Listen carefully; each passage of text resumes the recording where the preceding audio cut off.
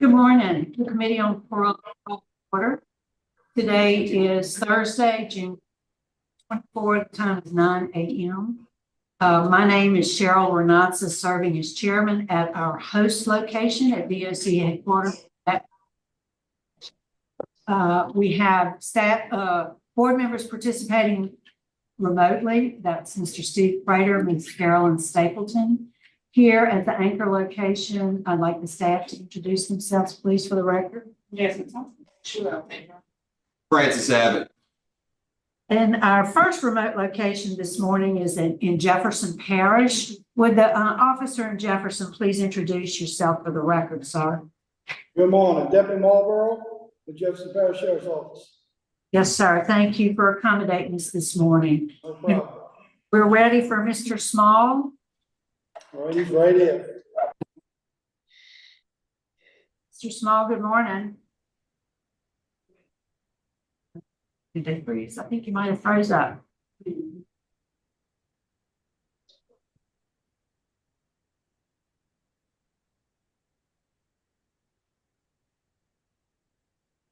I think you froze up, Deputy Marlboro.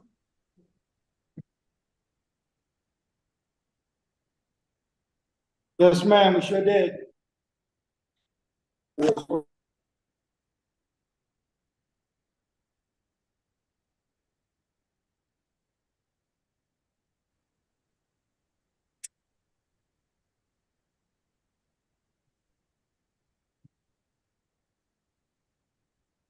Wait for them to sign back in.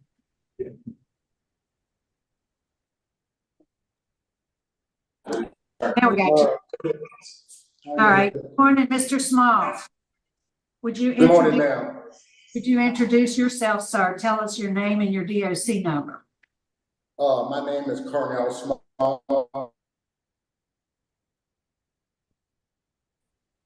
7421. All right. I think you said your DOC number is 307421. Is that right?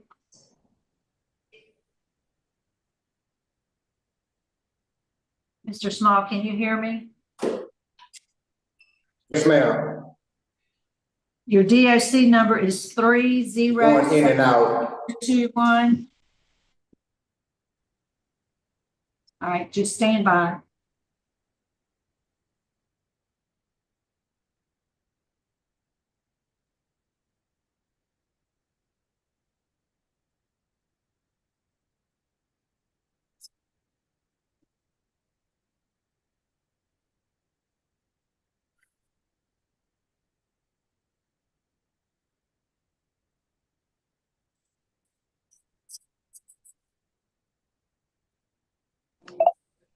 Okay, I tried a different location. Let me see if they're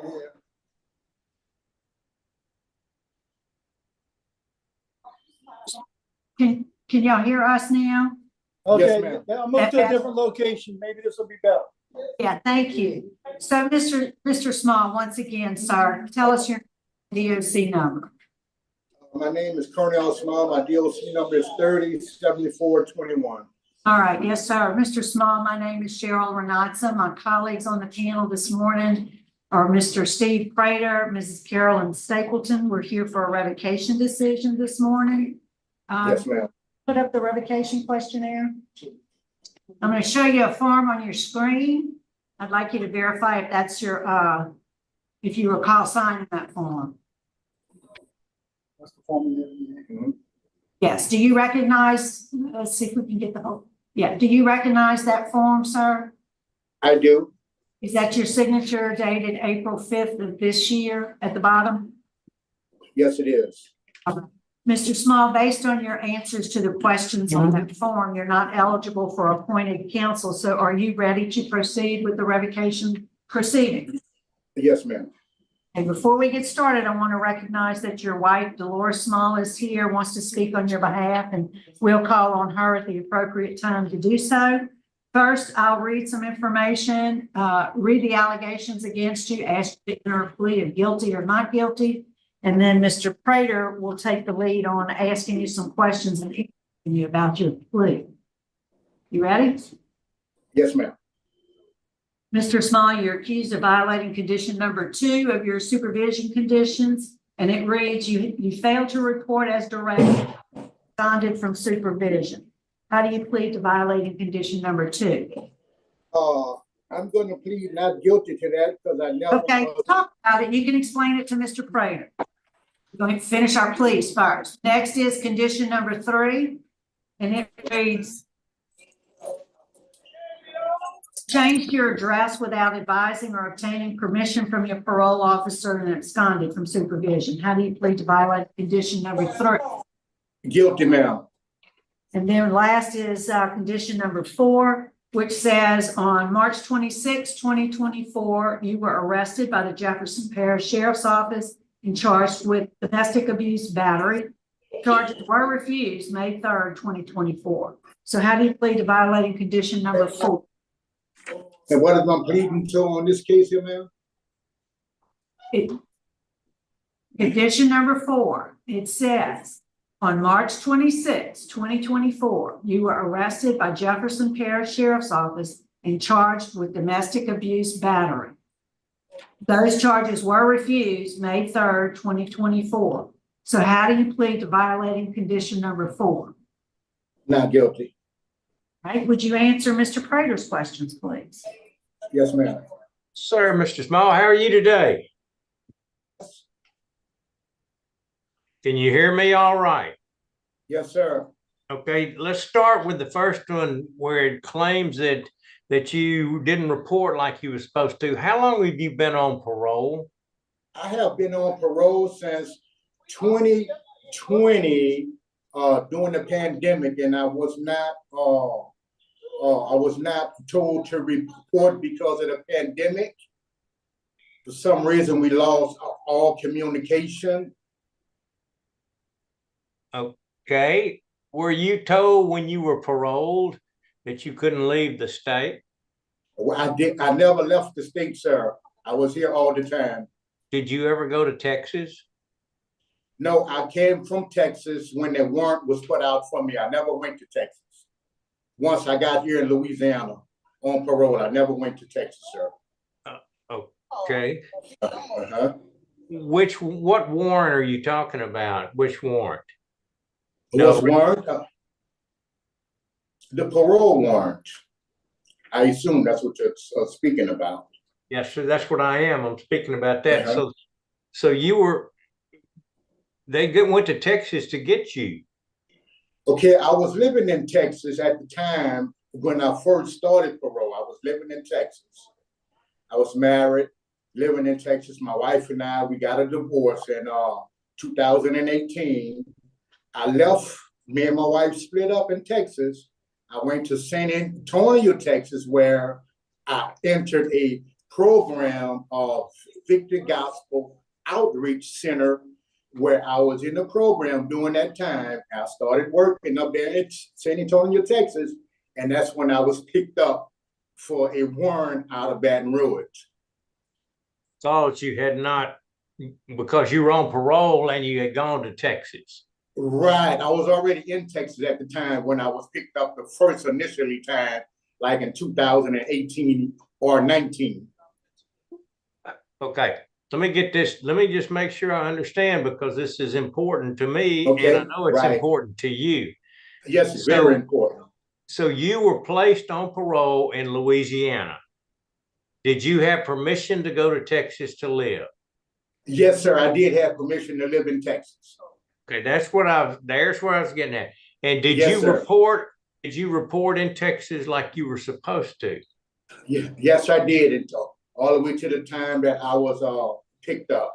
I reported from 2013 when I got out of prison in 2013. Okay, so if you had permission from the state of Louisiana to be living in Texas, Yes, sir. why did the state of Louisiana come over there and get you? What did Because I they had say? because I had a warrant. I had a warrant out of Baton Rouge, Louisiana for a parole violation because I had stopped going to see the parole officer in Texas. Like I say, my wife and I, we divorced in 2000, my first wife, not the one that I'm married to now, but my wife, my first wife and I divorced in 2018 while living in Texas on parole. Okay, I was going to the parole officer all the way up until that time. So once me and my wife got divorced in 2018, I left Orange, Texas, where I was on parole, seeing my parole officer regularly, working, seeing my parole officer. Once my wife and I got divorced, I went to San Antonio, Texas, not telling my parole officer that I had left. And went to San Antonio, Texas. There where I was picked up there. I was picked up in San Antonio, Texas at that time for a warrant from Baton Rouge for not seeing my parole officer at that time. So I've been here. Yes, sir. That's what I was trying to get at this whole time. So work with me Right. here. You Okay, were I picked will. up for violating and not seeing your parole officer in Texas. You were picked up by the Louisiana authorities and brought back to Louisiana, correct? No, I was picked up by an officer from San Antonio, Texas, Right. where I went to Bear County and I stayed at Bear County for a couple of months before being extradited back to the state of Louisiana to Baton Rouge, where I went to Hunt, the correctional center. Okay. So you did abscond, you did leave, but you didn't do what you were supposed to do. Is that That's what I'm correct? saying. Yes, sir. I did not do what I was supposed to do by telling my parole officer that I had Okay. got a All right. divorce from my first wife. All right. Let's fast forward to March of this year. Right. Tell me about that occurrence with your wife. March the 26th. Got up usual, got ready for work, and went to work. Took my meds, took my medication and meds because I'm a mental. I had been diagnosed with a depression and mood swings. Took my medication that morning and went to work. About 6:30, March the 26th of 2024, I received a phone call from my wife stating that the Jefferson Parish Sheriff's Office was at the house with 2 warrants for my arrest. So during that particular time there, sir, I turned myself in at that particular time at March the 26th. I turned myself in. Okay. And that is from an occurrence that happened in October of 22, right? Okay. Yes, Now, right. Now tell me, now we're going back in time now. Tell me about the actual incident that caused them to come and arrest you in 24. My wife and I, we had a misunderstanding, and during that time, 2 years ago, for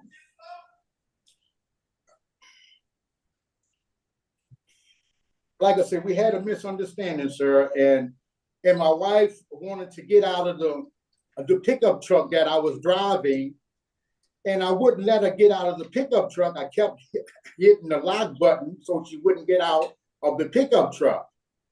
So when I couldn't stop her no longer from getting out, she got out of the truck and got out on the side of the highway. So I left her on the side of the highway. I called my pastor up. I told my pastor that my wife had got out the truck. I left on the side of the highway. He said, well, you got to go back and get your wife. So I went back to try to go and find her. She was already gone. Hey, did you ever strike her or wrestle with her? No, sir, not at all. Like I said, I was just hitting the lock button on the pickup truck, keep her from getting out, until I couldn't stop her from getting out any longer from the lock button. She got out the truck, all hysterical, and I just left on the side of the highway. I left, not even knowing that she had called the police and everything like that. Her and I had lived together all the way up until March 26th, not even knowing that a warrant was out for my arrest. We had been staying together the whole time, sir. Okay, she had some damage to her face and to her chest area that was photographed, and her statement, and I feel certain you have talked to her about this, but her statement is pretty damning in the fact that it says exactly what you did in the course of that little skirmish you're talking about. Right. And she seemed like she was the officer went to a great detail, or the deputy, and I think he did a great job of documenting everything. Well, how do we get around that? By telling the truth, sir. And I never punched her. I tried to stop her from getting out of the truck. I never hit her or anything. And how she got the damage on her chest where they were stating that her mouth was bust and she had damages. I tried to prevent her from getting out the truck. I never striked her or anything like this here. No, I'm a gentleman and scholar. I love my wife. I love my wife. So you did touch her, though. I mean, you did try to keep her in the truck, correct? Yes, sir. That's it. I just tried to keep her in the truck. So it was more than just hitting the lock button. Okay. Yes. Right. I just tried to prevent her from getting out the truck. Tried to stop her from getting out of the truck. She was trying to get out of the truck. What you getting out of the truck for? Because we had a misunderstanding. You know, sir, I never hit her. I never laid a hand on my wife. Just like she said, how she got the marks on her face. I don't know. She was trying to get out the truck. She hit herself. I never striked her. He also says that she's been the victim of other domestic violence from you. Was she just making that up too? Yes, sir. I never been she never been no victim of domestic violence from me, sir. I never been arrested on anything. I never been arrested on anything, sir. You know, like I said, we've been living together all the way up until the day they picked me up, that the warrant was put out for my arrest. I turned myself in to face these charges. I don't have anything to hide. I would never beat her, never hit her, sir. Never ever. That's so you didn't strike her. You did wrestle with her some to try to keep her in the car. What were y'all arguing about? About the pickup truck that we had purchased together. And we left the dealership at this particular time, and the guy had given us his business card. He given one to me and one to her. I told her that she didn't need the business card to give me the business card because he didn't want to.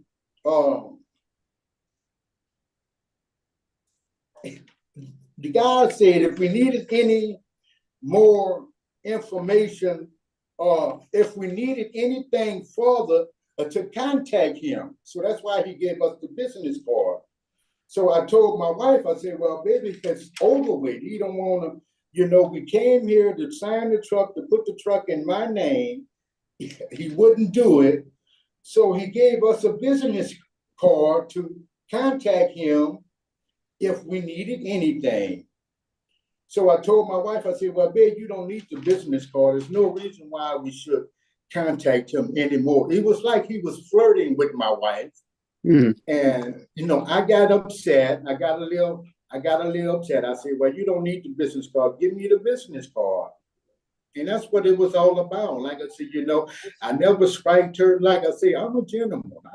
I'm not a violent guy. Okay, well, that's the purpose of these hearings, is to Yes, sir. determine Yes. what happened. So y'all were fussing over A business a card. business card Yes, that you sir. didn't think she should have. Right. That's what it's all. That's Okay. All right. That's And we all was I together. have. Thank you. That's all the questions I Yes, needed sir. then. Yes, sir. Thank you, Madam You're Chairwoman. welcome, sir. I see Ms. Stapleton has some questions. Yes, sir, Mr. Small. Yes, ma'am. To continue on with what my colleague, Mr. Prater, was talking about, and you're talking about the business card. In her police report, she talks about that this all started out of you thought she was cheating and you were jealous. And you started hitting on her, and she, in her words, she attempted to defend herself with very limited results because you were in a fit of rage. And she tried to flee the vehicle, and that's when you were pulling her back in, and you continued to hit on her, and then you left her stranded on the side of the road. So tell me about that. But like I was saying, like I was saying, I tried to forbid her from getting out of the car. It wasn't no fight. It wasn't no. Was she trying to get out of the car though because you were hitting on her? Because she said No, she was not trying to because I defend was herself. hitting on her, because she didn't want to give me the card. She didn't. Well, why were you hitting on her about a doggone card? I wasn't hitting on her. That's what I'm saying. I never spiked her. Oh, okay.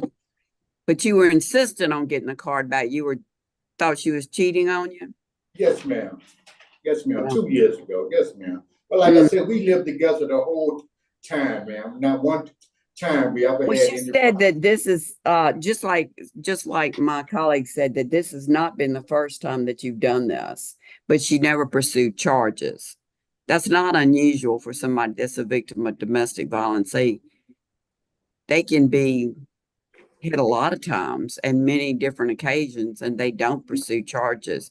And to be a nonviolent person, you may not be a nonviolent person against somebody your size, but that's not unusual for a victim to be beat up on. You know, we never meant for any of this to happen, ma'am, and I'm very sorry that this happened. I love my wife. My wife loved me.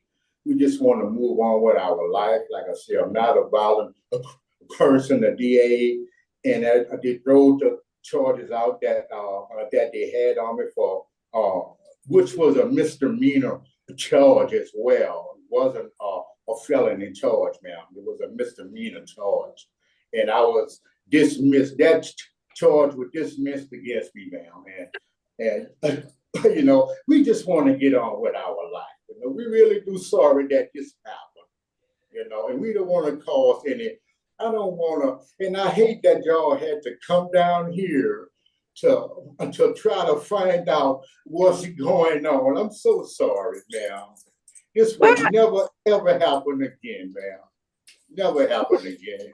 Well, you know, it's a good thing that we were called down here for this, because Thank you, sometimes sir. these types of hearings may be preventative. Because Yes, what I ma'am. like is your wife. I hope maybe she's going to talk later. I'm not sure, but I do see where she recanted and that she wanted you home. But Okay. I hope that she seeks out the local shelter and finds Yes, out ma'am. what domestic violence is all about. And they have Yes, ma'am. free counseling and free Okay. services for her. So I hope she gets that. And Yes, ma'am. regardless of this hearing, I hope you do the same thing, because Yes, clearly ma'am. The police officer, what he observed was that she was very upset and crying. And as Mr. Prater said, we do have the pictures. And she was Okay. scratched up and stuff. So Okay. I don't think she did that to herself. That's all I've got to say. Okay, right. no, thank you. Ms. Dolores, would you like to speak? Yes, I would like to say something. Right? Go ahead. Okay. Dad, my husband never hit me. I can tell you he never hit me. And when he was pressing the button to get me out of the car, I was trying to get out the car. So when he got to Central, and when he got to Central and he wasn't pressing the button anymore, I jumped out the car. My husband did not hit me. Now, the only thing about abuse, I know about abuse. You know what I'm saying? I've been through abuse with my ex-husband. Okay? Cornell is a very good man to me. He never hit me, never. And I don't understand why. The things is we do have problems. We have communication. Sometimes we fuss about things. He go take a walk and I'll be right here. You know what I'm saying? I could never go to a shelter. Now, when I was married to this other guy, I'd have been told y'all that he beat me big time. But Cornell never hit me. Now the thing is, when them people came to my house that day, that really told me up.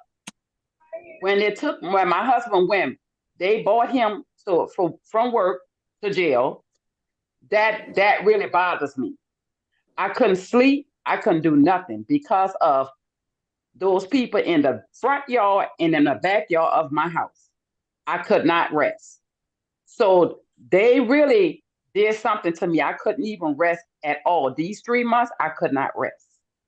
Every time I turn around, I'm looking and see if those people come into my house with these guns. I never experienced that. I never saw that before in my life besides TV. So my husband is not a bad man. He's not the person to be out here, out in that jailhouse. Those people that doing bad need to be in there. My husband is good. He is very good. And I'm not going to lie to him because let me tell you, I got 4 boys. My 4 boys is very, very particular about mine.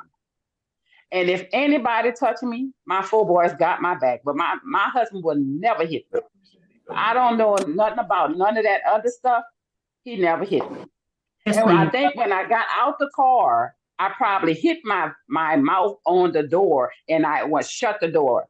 I'm trying to get out and I shut the door and that was it. My Yes, husband ma'am. never hit me. So Miss, let me just clarify something, Ms. Small. So the information or what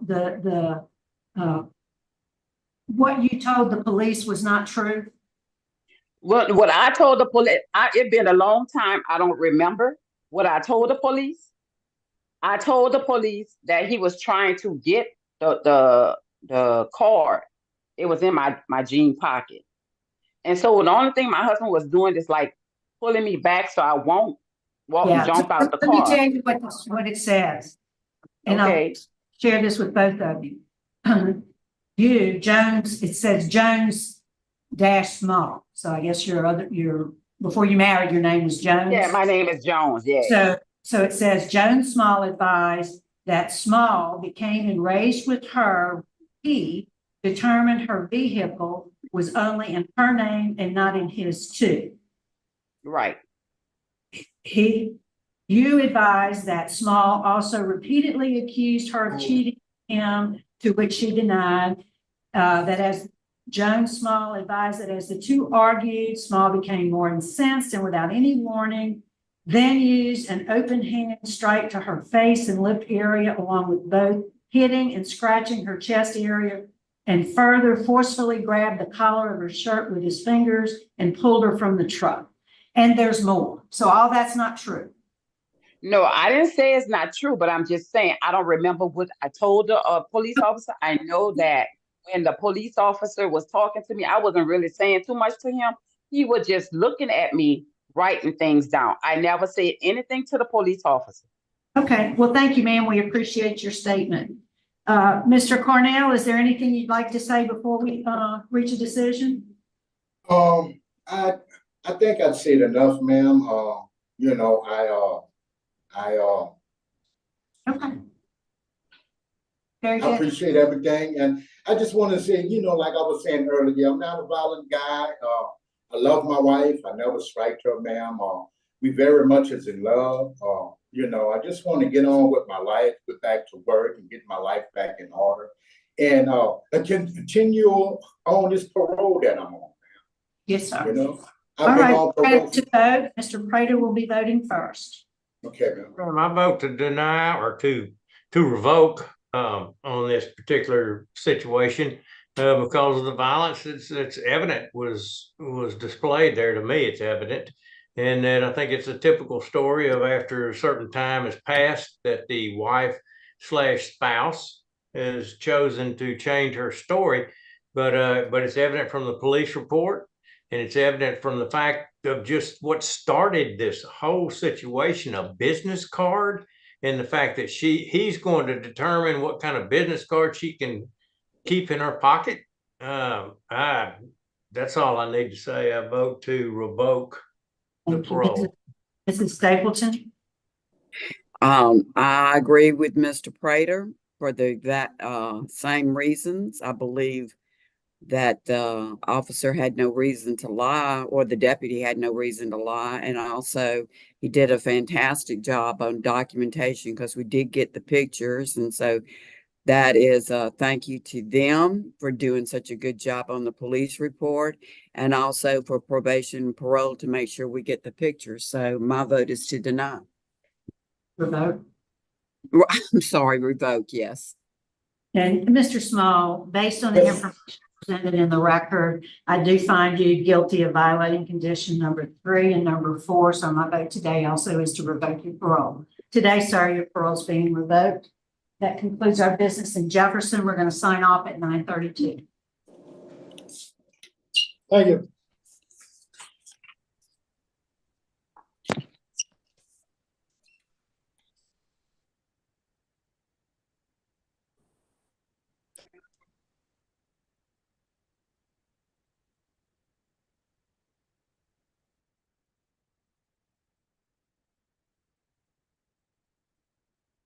Good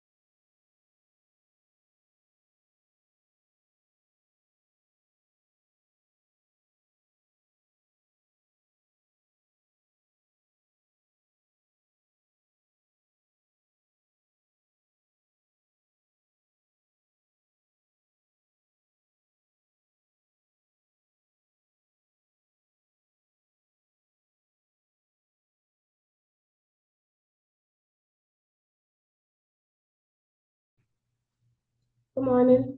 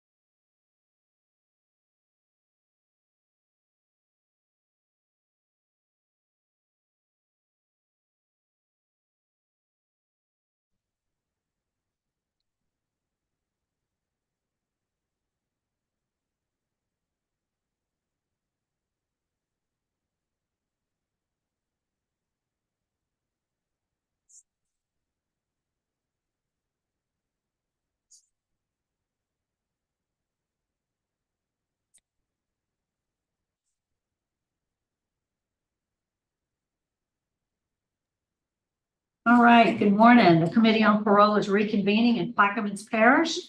Today is Thursday, June 20th, 2024. It is 9:37 a.m. My name is Cheryl Renatza, serving as chair of today's parole panel, along with my colleagues who are participating remotely, Mr. Steve Prater, Mrs. Carolyn Stapleton.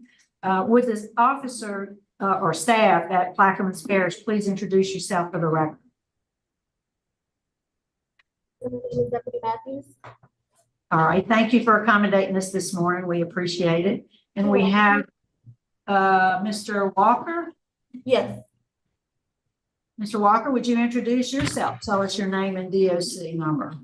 How you doing? Good morning. My name is Elijah Walker, 743-907. Yes, sir. Mr. Walker, let me, before we get started, I want to acknowledge we do have some guests that have joined us by Zoom. We have Allison Carter and Angela Mendoza, both who want to speak on your behalf.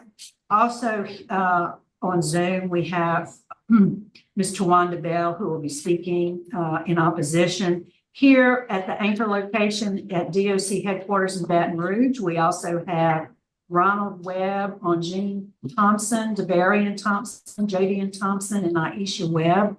Ms. Webb will be speaking also at the appropriate time. We'll call on her. First, Mr. Walker, I'm going to read some identifying information into the record. I'll ask you to verify that information, and then we'll have a parole interview with you. Okay? Then we'll hear from anybody that wants to speak, and at the end, if you want to, you can make a statement. All right, so Mr. Walker, you're classified as a first felony offender. You're currently serving a 30-year sentence, having been sentenced in Tangipahoa Parish, February 13, 2019, criminal conspiracy to commit 2 counts of first-degree murder.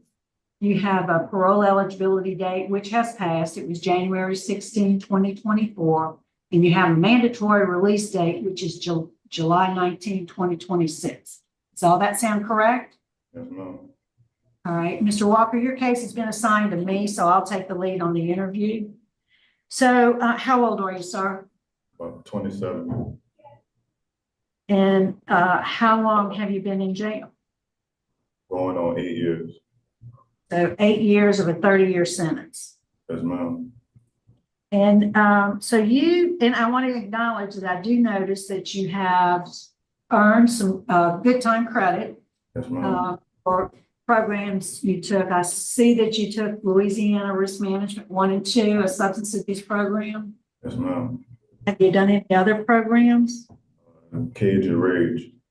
It's anger management. Yes, ma'am. What about MAS? Yes, ma'am. I'm currently in that right now. Okay. And when do you plan to finish that? September. Good. So which of those programs that we've talked about have you gotten the most out of? I would have to say the substance abuse, because it's not just a substance abuse class. It's basically a life class that teaches you to be conscious of your actions and your decisions to make better ones. That was the risk management class you're talking about? Yes, ma'am. And so far, how long have you been in the MAS, mind altering substances? September makes a year. You've been in a year. Yes, ma'am. What have you learned in there so far? I've learned to be conscious of my actions and my decisions. I've learned that past trauma will make you indulge in drugs, which will self-medicate yourself, and it's not the option that you need to take. It makes you self-reflect on yourself and learn your core values and understand who you are as a person, and to not blame others and substances for your mistakes. Is all on you. And to be conscious of your actions will make you understand what you need to do in life and become a better version of yourself. So what was your drug of choice? Marijuana and pills. What kind of pills? Tramadol, Percocets. Painkillers. And so let's talk a little bit. I'm really proud to see that you're taking advantage of the program opportunities. You've taken some really good classes, and you do have your. Do you have a high school diploma? Yes, ma'am. So you finished high school. Um, So let's talk about what happened in the record that I reviewed. It seems as though there were two victims, and it seems as though you claim you were just the driver for your co-defendants. Is that accurate? Yes, ma'am. I read that correctly? Yes, So ma'am. why is it that you got the longer sentence? Because there were two co-defendants. One got a 19-year sentence and one got a 22-year sentence. Yet your sentence is 30 years. Oh. Why is that? My actions are my actions. I had to be held accountable for my actions. What did you? Not doing what I was supposed to do. I wasn't even supposed to be in a situation like that. Yeah, but what did you do? I drove my vehicle. What was your part in this whole crime? Drove my vehicle. So you're in jail for driving your vehicle. I'm in jail for making horrible decisions and being conscious of those decisions and not doing what I was supposed to do, which was not even be involved in a situation like that.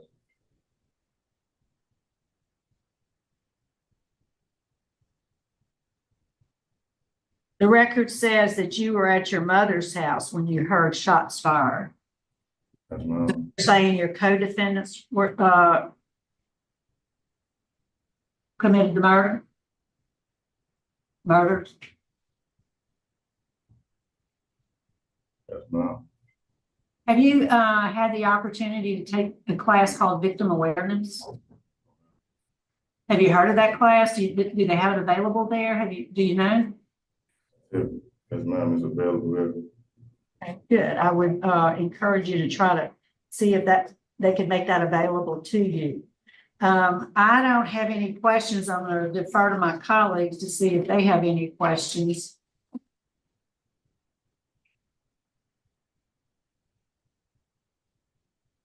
Mrs. Stapleton? You're still on mute. Got it. You hear me? Yes, Yes. ma'am. Excuse me. Mr. Walker, I noticed that when Mrs. Renasa was asking you questions, she was asking specific questions, and you were vague on every single question she asked. I mean, when we read the report, you picked these fellas up. The murders took place, what, at the end of your street, something like that? You knew this person, is that correct? Yes, ma'am. Yeah, so you took them there. You heard the gunshots. You were close enough to hear the gunshots. So you had you had more than just a driver's part in that, like somebody who picked somebody up and then dropped them off at a house that you didn't know who lived there or what they were going to be up to. And then they came back and it's like, oh my goodness, they committed a murder. I mean, you're almost making it, no, you're not almost, you are making it sound like that. You're in the wrong place at the wrong time. And so everything just doesn't add up. That wasn't my intention. My intention, I went to my mother's house to gather clothes and get ready for a job interview that I had. Mhm. I wasn't supposed to bring anyone with me. I was supposed to do what I was supposed to do and head back home. In the course of me doing what I was doing, situation took place, and Not a situation, a murder took place. in the course of that, I was supposed to make sure that nothing was to happen at all. Nobody was supposed to be with me. So I take full responsibility for my actions and situation that occurred.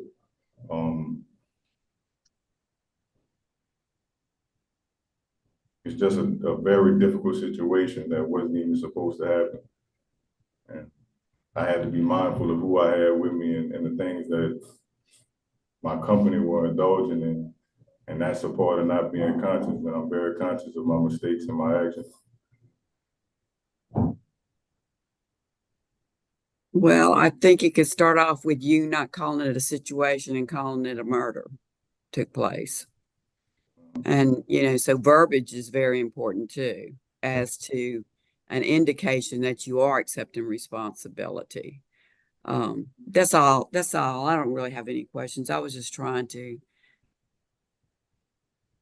Thank you. get Mr. you to Prater. say what really happened. Ms. Yes, Prater. Ms. Small, did you, excuse me, did you plead guilty to 2 counts of conspiracy to commit first-degree murder? Sir, Did you know what your sentence was going to be when you pled to that? yes, sir. And what was your sentence? My sentence was 30 years, 2 counts of Okay, and how much of that 30 years that you agreed to spend because 2 people were murdered, how much of that 30 years have you spent? The full course of that would be 35%. That makes 10 years, 10 and a half years. How long have you been in jail now? Next month, I make 8 years. Okay, that's all the questions I have. Okay, thank you. So we'll move on and hear from the folks who want to speak in support. And first, we'd like to hear from Allison Carter. Good morning, everyone. Are you guys able to hear me? Can. Okay. So I'm Elijah's fiance. We've been knowing each other since high school. First, I want to thank you all for allowing me to speak on his behalf in support of him. Honestly, I feel that Elijah has demonstrated a lot of resilience within, this time of his incarceration. I do understand that there are some reservations based on the circumstances or the murders that did occur. And I feel that he has learned his lesson. He's also developed various skills and characteristics without these years, I'm sorry, that I feel that he's in the great path of being rehabilitated into society. I also want to say that a lot of people, and I'm pretty sure he can say this was like one of the worst things that's ever happened to him. He did not plan for it to happen. I mean, who would want to go to jail? But I can honestly sit here and say that without him being in jail, I'm not sure that he will be the man that he is today, standing in front of you all. And I feel that this is, honestly a dream come true for him. And I feel that the purpose of, jail is not only for someone to, deal with their consequences of their actions, but also to rehabilitate themselves and really get their mindset to know, hey, I will never do this again. And I know that in the years that I've known Elijah, I've seen the good, bad, and ugly, and this is the best that I've ever seen him within these 8 years. And I do appreciate you all again for allowing me to speak on his behalf. And I just hope that, the letters that we've all sent in support of him are taken into consideration. And I know that he is kind of vague right now. We're all pretty nervous, but again, I hope that it is taken into consideration because he has done the work and he hasn't allowed his obstacles to overcome his situation. And I feel that he's, done more than what he can do and with, the cards that he has been dealt with. Well said. Thank you so much. Thank you. Ms. Mendoza.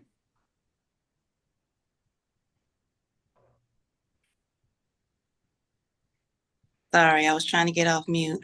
So my name is Angela Mendoza. Can you guys hear me? Yeah. I have known Elijah since he was 14 years old, starting high school. I'm his former teacher. I have kept in touch with him over the years. From the beginning, he impressed me with his talent, his quiet demeanor, and intelligence. This unfortunate situation has definitely hurt my heart, and I was disappointed when it happened, but we've kept in touch over the years while he's been incarcerated, and he's expressed to me many times that he is very remorseful about the death of these people, and he realized that associating with the criminal element that he was with at the time was leading him down a destructive path. But over the years, I have seen him mature, and I've seen that he's found guidance in a spiritual higher power. And I feel that he does have a future to be a successful and productive citizen if he is released. We appreciate you taking the time to speak with us this morning. Thank you.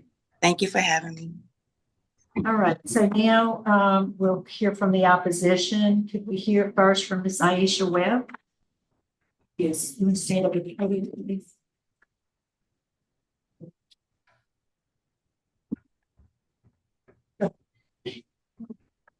My name is Aisha Webb. I'm the sister of Torio Thompson. I'm the niece, the only niece of Beverly Thompson. Now, I saw that where Elijah's fiance spoke of resilience. So let me clarify resilience on my part. Resilience is being able to move forward when you see your auntie shot, slumped over in a chair, can't move. Resilience is being able to bounce back when you see your brother's been shot 7 times, mostly over here to his right arm. Those are the pictures that I have in my head every night when I think about my brother. I can appreciate the fact that he's found a way to cope or deal with it. His answers, just like she said, seemed constructed. They did not seem genuine. You asked why he got 30 years. He knew us personally. I know Elijah personally. Your teacher may have known you since you were 14. I've known you since you were a little. You live right down the street from where the murders occurred. Yes, So speak to us, the panel. not he to- lived down the street from where the murders occurred. So you killed a community. You killed someone you knew before you knew your fiance, before you knew this teacher. So he destroyed the community. All I have for my brother are memories. It's easy to say he's a better man because of where he's at. Elijah did exactly what he wanted to do. He said that he was gonna find my brother on the couch and he was gonna shoot and kill him. So you did exactly what you wanted to do. So now 8 years later, you shouldn't be rewarded the opportunity to even be out. I know there's no amount of time that he could serve that would bring my family back. No amount of time. But you set your mind to kill my brother. My aunt was a casualty of what you wanted to do. She was not even supposed to be there. So you set out, you conspired, you brought 2 people he brought 2 people that we didn't know to commit this murder on my family. He took away my brother. He took away someone who protected me all my life. As a female who went through being molested by her father, my brother took care of me. He took away my safety net. My brother took care of me. He took care of my children. He wasn't a perfect mother, but he made sure that I educated myself. I went to school for LPN. I wish he was here now to see that his sister is a registered nurse now, that his sister is going back to be a nurse practitioner. Those are the things that my brother was aligning me for. He took that away from me because of a petty argument. My brother was nothing to him. It was nothing for him to take his life. I live with that memory every day. My brother is 10 and a half months older than me. That's how close we were. 10 and a half months apart. So I appreciate everyone needs a support system. So I am not blaming his family and his friends for supporting him. Yet you should support him. I have no problems with that.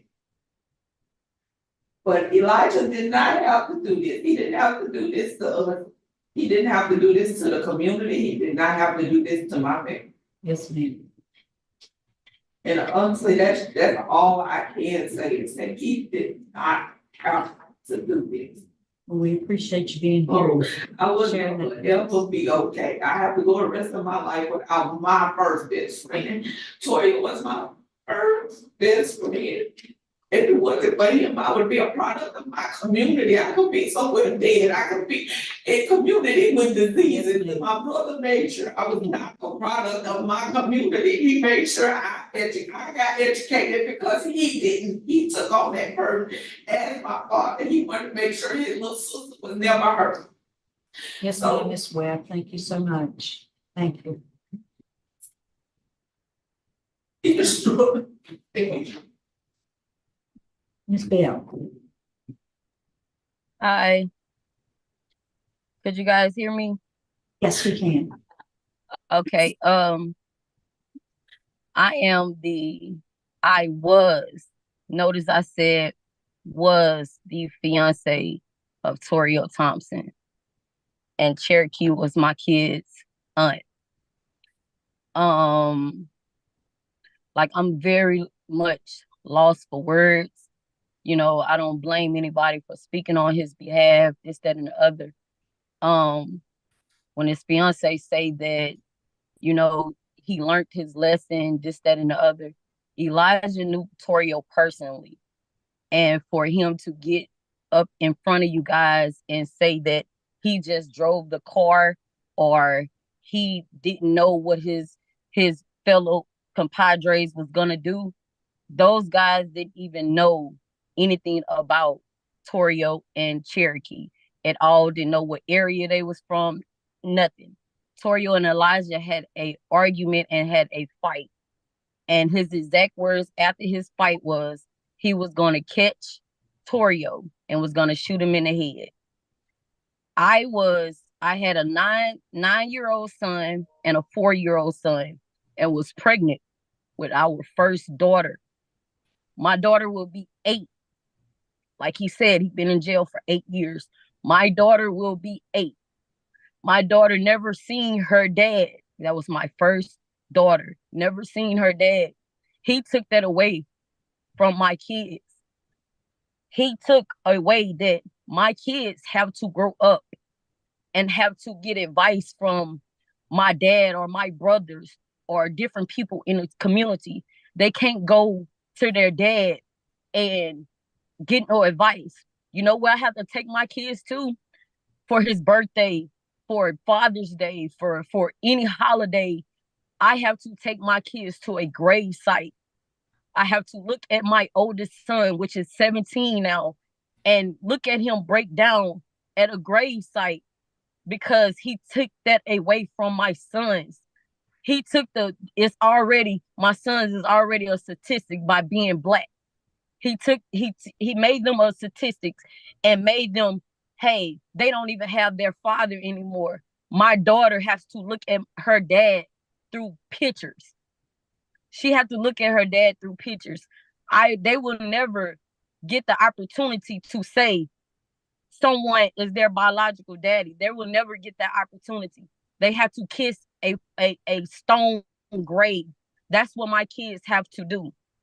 Like, for him to say that he learned from this experience, every day of our lives, we have to deal with this. We have to deal with the fact that he's no longer part of us. Every day of our lives, we have to deal with the fact that we break down, even life goes on, true enough. And you do know how to deal with death, or, you know what I'm saying, you learn how to deal with death. But it's nothing as if that part would never come back from you. The only thing you'll have of that person is memories. Only thing that you can look in your phone and is memories of pictures, anything. But all the rest of that, he has the opportunity, which really he got a slap on the wrist to be, serving that amount of time in jail for 2 murders. Yes, He got wrap it up for us, Ms. Bell. He got an opportunity to have a fiance, get out, have kids, this, that, and the other, and he'd be present in his kids' life. My kids don't have that anymore. Yes, ma'am. Thank you so much for sharing your thoughts with us. We do appreciate it. Mr. Walker, is there anything you'd like to say before we vote? I would like to let you all know that I will definitely take full responsibility of all my actions. I'm sorry for the pain and the hurt that I've caused you all, and like I said, I grew from this situation. That's not an excuse, and that won't make anything better for you all. I understand that. I'm very conscious of the man I've become today, and I just want to continue to go on this path. I have a family that loves me and cares for me, and I most definitely want to get back to them and prove that I can be the man that I'm supposed to be. Being incarcerated has been a blessing for me because it allowed me the chance to become who I am today, that's present in front of you. I appreciate life in general and just making the best decisions I can make possible. I can't take back anything that has happened, and I know that that's hurtful for you all.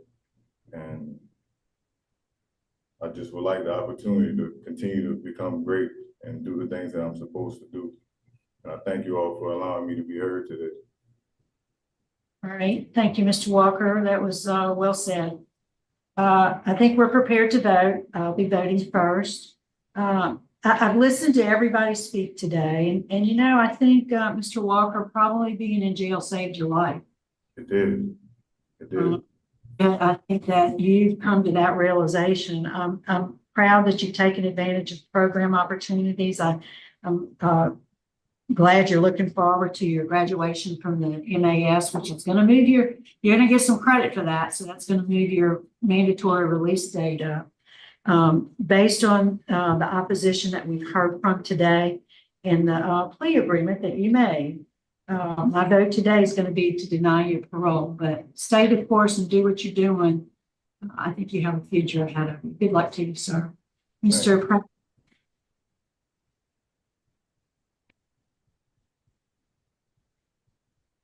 Mr. Prater, I think you're on mute. I'm sorry. Yes, sir. I appreciate the way you've been behaving since you've been in jail, but I think that the idea that your actions directly led to the murder of two people and that you've served only a fraction of the time that you agreed to serve, I think that is I think that's ludicrous. And so my vote is to deny. Mrs. Stapleton. I agree with both Mrs. Renata and Mr. Prater for the exact same reason. I would like to say to Miss Webb, Torio's sister, that I'm sure he would be very proud of the fact that you have gotten your nursing degree and that you're going on to be a nurse practitioner. And I do understand that it's a lifelong pain. And to Miss Bell, his fiance, and her children, I heard what you said, and I heard both of y'all's pain. And I just wanted to acknowledge that, and so glad that y'all were able to speak. And I do agree that his support system, that's a wonderful thing. And I know that y'all love him. You may not, I'm sure you don't love the action, but you love the man. And so, and for Mr. Walker, I agree too that that when you do get out, you got the rest of your life to do better. So for the reasons expressed by Ms. Renata and for Mr. Prater, I deny your parole today. All right. So that's the outcome of today's proceedings. I want to thank the folks in Plaquemines for accommodating us today. We're going to sign off at 10:05.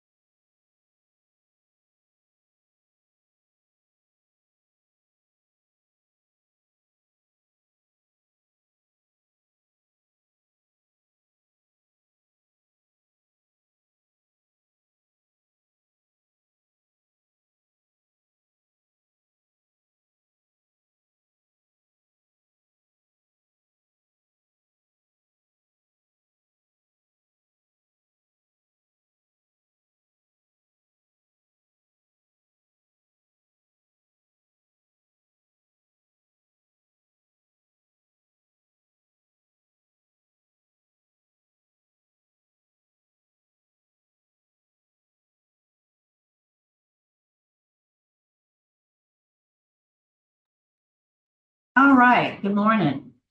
Committee on Parole is reconvening at the Red River Parish Jail. It is Thursday, June 20th. It's 10:09 a.m. And is there any staff there in the room with you, Mr. West? Okay, go ahead. Could we have the staff introduce himself for the record? Yes, ma'am. Sergeant Kellogg, with Red River Parish Jail. All right, thank you, Sergeant Kellogg, for accommodating us today. We appreciate it. Yes, ma'am. Mr. West, would you introduce yourself? Tell us your name and DOC number. My name is Carlos West, DOC number 619-066. All right, Mr. West, let me introduce your parole panel. My name is Cheryl Renatza. Also joining us remotely on the panel, Mr. Steve Prater and Mrs. Carolyn Stapleton. All right, we're here for a revocation decision this morning, Mr. West. And do you have we're going to put up a form up on the screen. It's a parole revocation questionnaire. And do you recognize that form, Mr. West? Yes, ma'am. Is that your signature at the bottom dated May 21st of this year? Yes, ma'am. Okay, based on the information in that questionnaire, Mr. West, it was determined you're not eligible for an appointed lawyer. So are you ready to proceed? Yes, ma'am. So I'll read the allegations against you. You'll enter a plea of guilty or not guilty. Then Mrs. Stapleton will be asking you some questions. Your case has been assigned to her. Once we've finished with all our questions, at the end, if you want, you can make a statement before we go. Yes, ma'am. So you're accused of violating condition number 4 of your parole conditions. And that states on October 1st, 2023, you committed the offenses of 1 count of flight from an officer and 1 count battery of a dating partner, 1 count of unauthorized use of a vehicle, and 1 count of driving under suspension. You were arrested by the Red River Parish Sheriff's Office. On May 9th, 2024, all charges were dismissed. So how do you plead to violating condition number 4? I plead not guilty. All right, and then we have condition number 10, and it reads, you have not made a payment towards supervision fees since your release from incarceration. You have a current arrearage of $693. How do you plead violating condition number 10? Just a straight answer or explanation? Well, you can give the explanation to Mrs. Stapleton. I just need you to give me a plea of guilty or not guilty. Guilty. Right? All right. Would you answer Mrs. Stapleton's questions, please, sir? Yes, ma'am.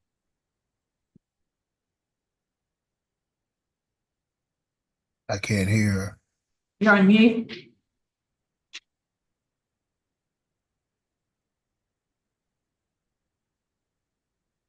She's trying to find that. There it I'm is. sorry. You Yeah. got it. Okay. Yes. I'm so sorry.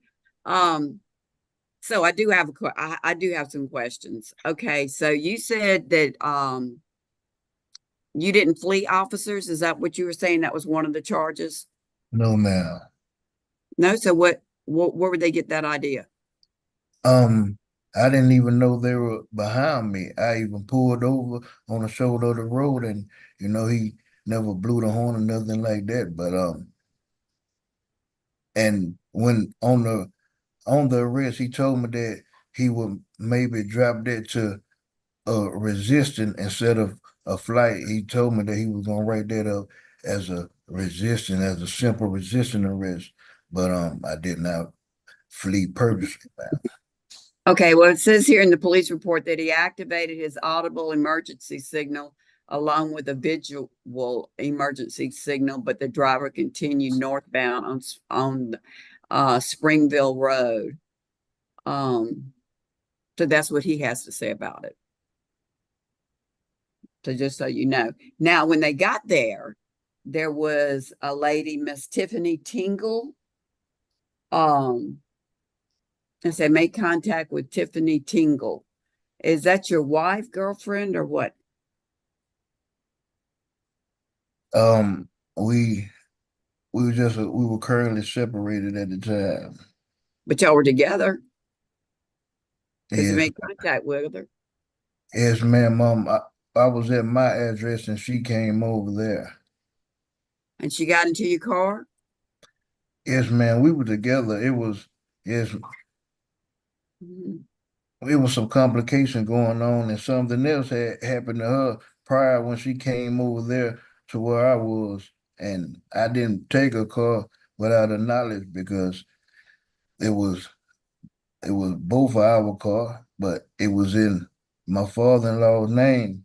And she was trying to call me to come back, but I didn't even have a phone at the time, and so I didn't even know that she had called the police. So when I seen the police, but I didn't think that the police was after me. So when I seen them, no, I didn't stop, but I didn't exceed breaking the traffic violations of anything like that. And when I pulled over on side of the road, they hesitated. They didn't say nothing to get out. So I never knew that they were after me in the first beginning, ma'am. And I hadn't done anything. So now she had an altercation with somebody else prior to her coming over there to see me. But I didn't really know, and they read the report of what she said. They said she didn't want to press charges or nothing like that. They said they seen some marks on. I mean, I didn't. It would be evident marks if I would have jumped on her and or battered her. I don't know. Okay, well, she went to the emergency room. You do know that, right? Went to the emergency room? No, ma'am. I didn't know she went to the emergency room. Yeah. So after EMS checked, um, let's see. At this point, Carlos West stated that he needed medical treatment Yes. because, okay, and he was checked out once at the emergency room. Carlos West stated that Tiffany Tingle had jumped on him during the altercation. However, I could not locate any marks on Carlos West. No, I never said that. I didn't say she jumped on me. I wouldn't have wanted to put her in jail like that. No way I said that she jumped on me or nothing like that. No, man. Okay. Okay, well, we were still in the parking lot. Let's see, a white truck. I observed marks on Tiffany Tingle's face under her right eye, above her right eye, and between her right eyes that appeared to be from some type of altercation. Tiffany Tingle stated that Carlos West beat her up and took the car. Tiffany Tingle was visibly upset because it appeared she'd been crying and breathing heavily. You put her out on the side of the road? No, man. But you didn't do nothing, huh? No, ma'am. I didn't jump on her. It was an altercation that I was at on Washington Street. Prior to that, my address, I paroled to the address that we had together. 2216 East Carroll Street. That's the address that I paroled to together. But I changed my address a few months later on. We started separated, and like she just came over there, but I was unaware that she made, and nobody ever told me that these statements was made until now, because even the arresting officer was saying, man, she don't want to press charges, or nothing like that. And she came up here to try to tell the people that she did want to. She said she didn't press charges, but she wanted to make sure there wasn't no charges pressed on her, and they kept her for another incident. This She's incarcerated at this moment right now. They kept her as an incident, but she coming trying to make sure it wasn't no charge pressed on me. But I never was aware, ma'am, that she went to the emergency room. I never was aware of those statements that you just made. And I've been read, even Miss Victoria Bond here, she read the report. She didn't even, I have never heard these statements before, ma'am. She also said that you got on top of her on the driver's seat and that you were hitting her in the face. I never heard this allegation before, ma'am. Well, that's why you are being charged with this dating violence crime. We got pictures. They did a good job of interviewing her. They did a good job of taking pictures. So shout out to them on that. And Do you know when was this assault supposed to happen the same day? yeah, let me see. I can tell you when the report was. Affidavit, let's see, 10/1/23. Yeah. Does that sound familiar? Yeah, that's the day that that's and they showed me the picture. I mean, like They wouldn't have showed you the pictures. They took the pictures. They made sure we have the pictures. yes, I seen the picture from the parole officer. If I would have jumped on and got on top of and beat her like that, it would have been brutal evidence, ma'am, that I actually assaulted her like that, and she's sort of a charismatic person. She do things like, I mean, like chopping vines and limb down in the woods. She be doing like heavy type of work, and she had just got into an altercation with some type of female. What she would tell me when she came over there, it was early in the morning on a Okay. Sunday Well, morning. I guess that's enough of that. I'm going to pass it along to my colleagues. I don't have any questions. Mr. Prater, you have any questions? Man, you were paroled. Looks like you were paroled in April, and less than 6 months later, you find yourself in this situation. Whose car was it? Um, who name was it in? You mean it was both our car. We both paid on it together, Mr. Prater, but it wasn't in neither one of our names. Well, did the police tell you why you got charged with unauthorized use? They said that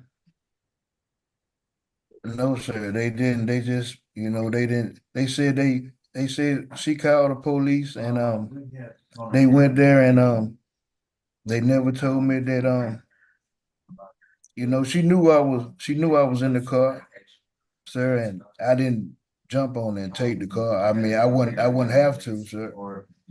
Okay.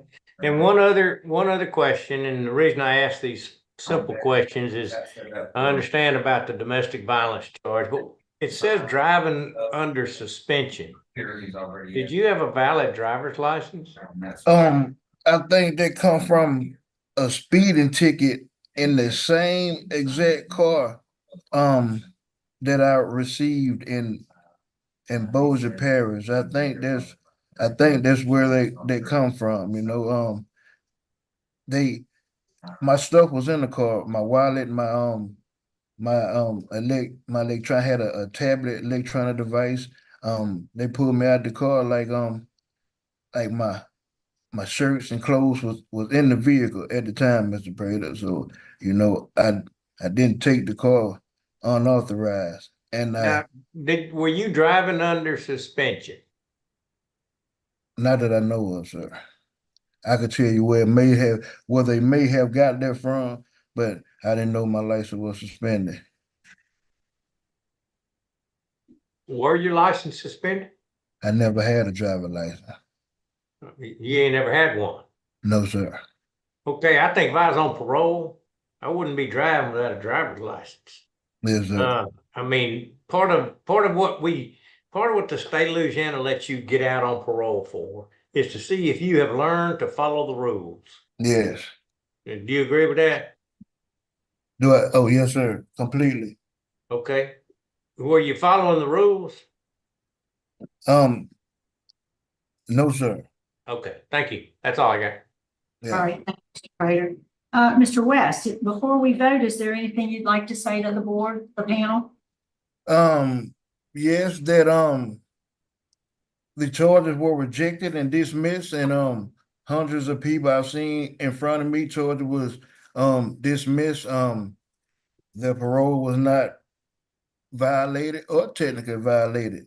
Prior to this incident, I was on parole and an incident happens, sometimes false allegations do go through, and these are just allegations until they are proven in the court of law. And they went through and I had some charges and they got dismissed and the paperwork was done and I was placed right back on parole. Just because I was accused of these things don't mean that I did them, ma'am. And the charges were rejected. I say again, the charges were rejected from the court. They were dropped from the same court that the same law that the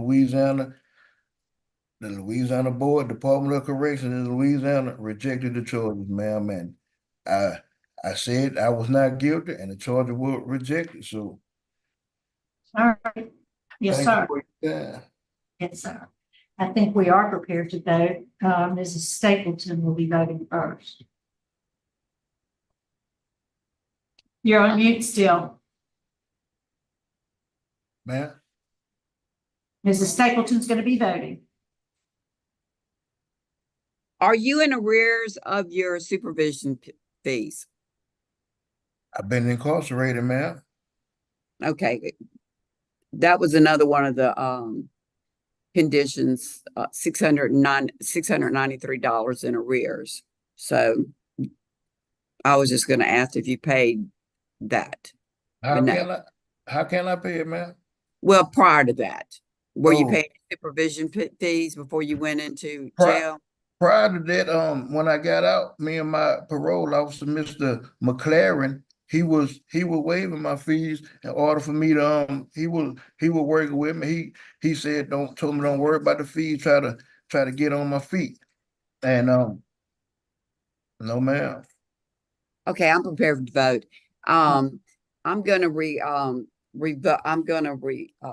vote today based upon the preponderance of evidence, PC, of number 4 and number 10. Mr. Prater? I'm gonna vote to revoke just simply on the fact that he hadn't learned to follow the rules. Driving without a driving license, if I'm on parole, that's crazy. Revoke. Mr. West? Mr. West, Ma'am. you listening to us? Yes, ma'am. I was talking to a staff member.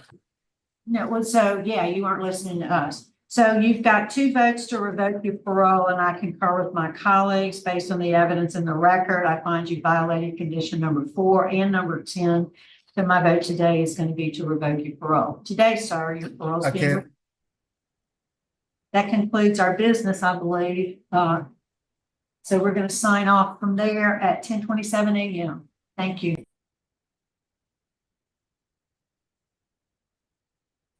What they do, Mr. West? That was some bullshit right there. They revoked me when the charge was dismissed, man.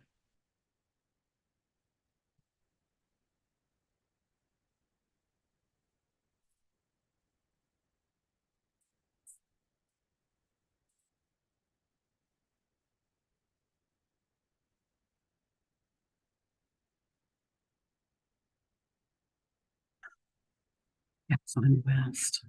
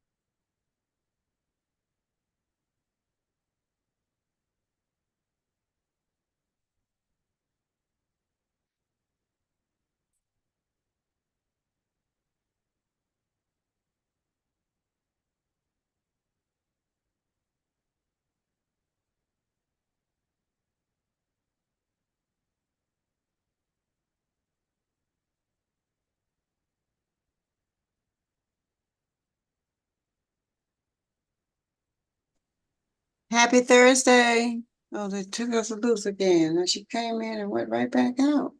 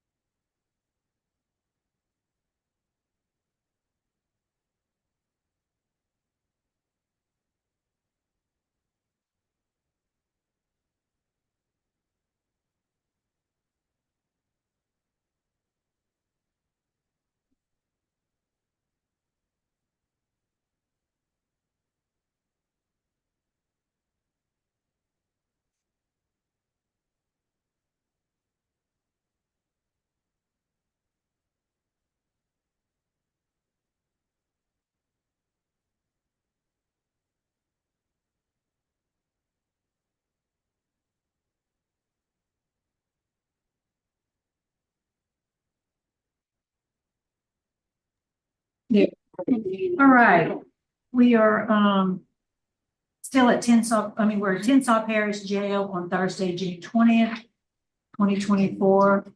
Good morning. Is there any staff in there with you all? Can you see me? Happy Thursday. Yeah, Happy Thursday. Can you introduce yourself for the record, please? M Lit. M as in Mary, Litt Lit. Okay, thanks for helping us out today. We appreciate it. Anytime. So we are ready for Mr. Worley. Mr. Worley.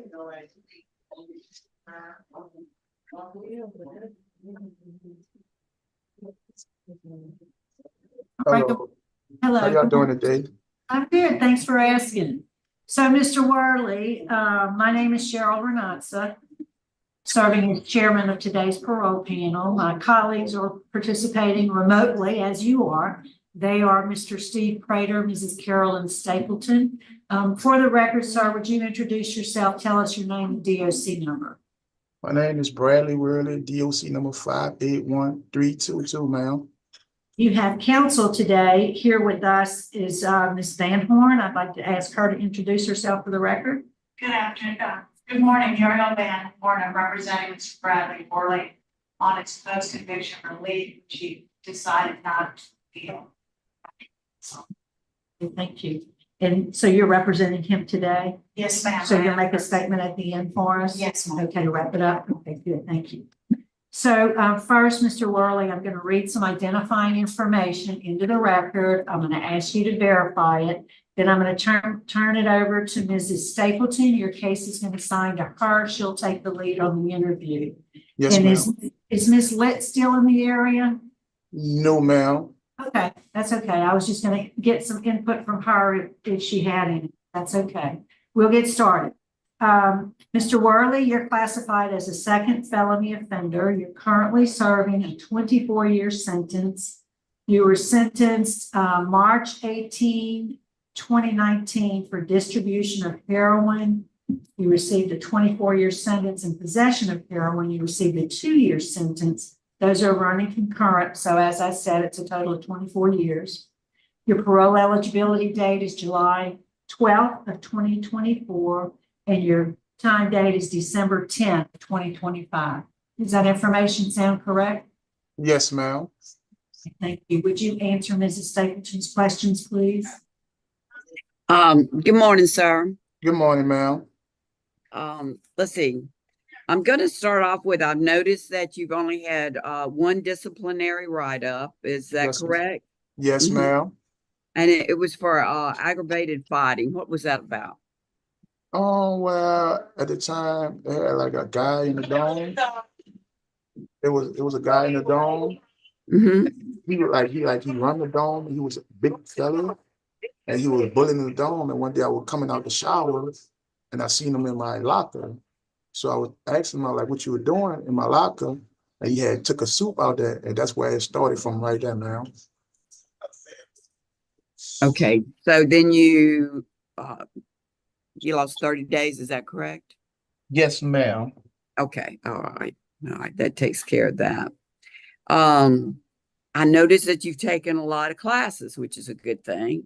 But let me ask you, which one of the classes that you took would involve what you've been charged for is distribution of drugs? You got a very violent history, which involves guns and theft. Which one of the classes that you've taken would have addressed that? Well, to be honest, ma'am, I only took the classes that was available for me at the time, ma'am. You know, so I had did a lot of classes, you know, but I think that one was I did pre-release, I did trauma stress, I did money management, management part 1, part 2, living in balance. Really, I even took classes that wasn't even concerning the good time, like get good time. I took classes that wasn't even giving me good time too, ma'am.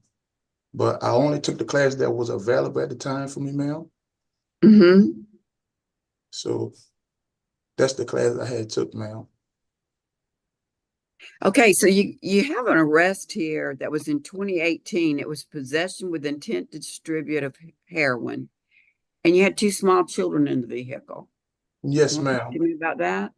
Yes, I remember that, ma'am. At the time, you know, I was young and stupid, doing things I didn't have to do, didn't realize I was moving so fast, try to get things to support my family, but I seen that it was wrong, and I really regret that, you know, and I just hope people would just forgive me for that, you know, because I know I did wrong. I could have did a better way, you know, but I understand now, ma'am. Well, let me ask you, how old were you? You said you were young. How old were you? I was like 25, something like that. Most people would consider that a pretty good adult. Yes, ma'am. Young is when you're like, say, 15, 16 years Yes, old. ma'am. 25. Yes, ma'am. And they weren't in car seats either. No, ma'am. Possession with intent to distribute heroin. So what were you doing with those babies around you? I mean, were you meeting people and selling the drugs to them and getting the money and stuff like that with those babies present? To be honest, no, man. I wasn't meeting the people when they were with me. I just had some drugs on me, and I didn't know I still had the drugs in my pocket. And when the police got behind me, I figured that I had the drugs in my pocket, and I tried to just throw them out the car like that, man. But I wasn't meeting nobody at the time. And it was heroin, correct? Yes, ma'am. Okay. Were they your children? Yes, ma'am. How old were they? There was 1 and 2 years old.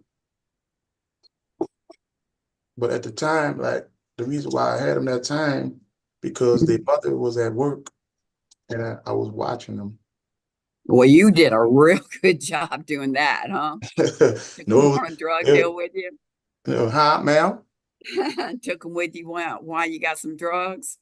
No, ma'am. I had the drugs on me at the time. Oh, and so you just happened to be pulled over, and then that's when the police found it. Yes, Okay. ma'am. All right. Well, you know that you have a long history that's pretty violent. What happened in 2010, attempted first degree murder? What was that about?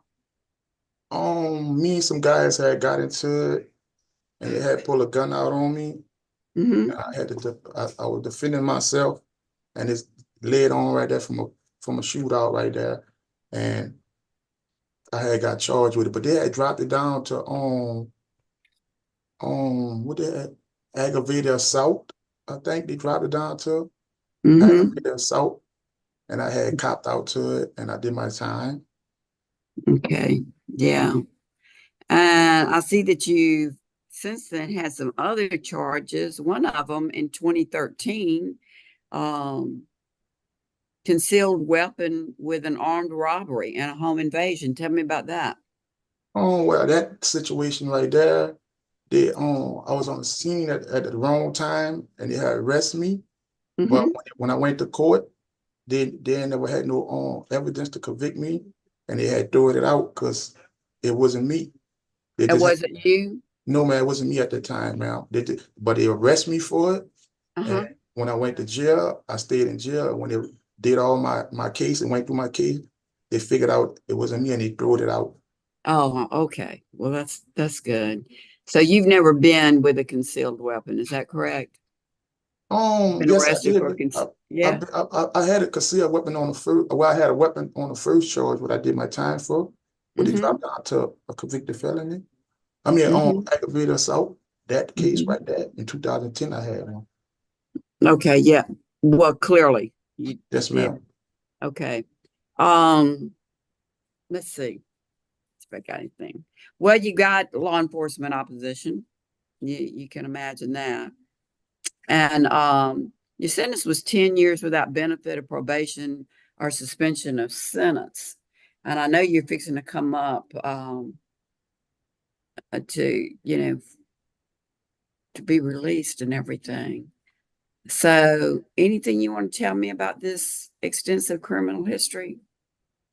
At the time, I wasn't thinking right, and I just want to apologize for all the bad things I did. And I hope y'all can forgive me for that. And God knows that I'm a better man now. The journey I've been on really slowed me down and opened my eyes up. I don't regret the time I did because I feel like I needed it because it made me see things clearer now. It made me want to go out there and do the right thing, be there for my kids and my family who I had hurted and been away from so long, And I understand that I did things to hurt people, family, by selling drugs to different people, but I really apologize for that and to go home and be a better man. Well, I'm real glad that you realize that the distribution of heroin and selling drugs has its victims. You're not going to have a victim that speaks out, but you can't know the consequences of overdoses and ruined lives Yes, and ma'am. things like that it leads to. So there's a better way to earn money, which is just to get a job and go to work every day like the rest of us. Yes, Okay, ma'am. I'm gonna pass it along to my other board members. Mr. Prater?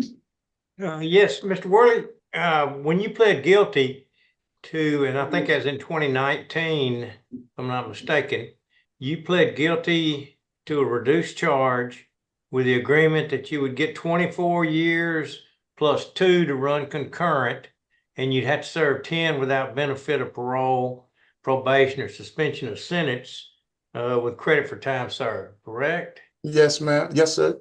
Okay. Have you served your 10 years that you agreed to send, sir? I've been now like almost 6 years, but I was under the 35% law, but it was non-aggravated 35%.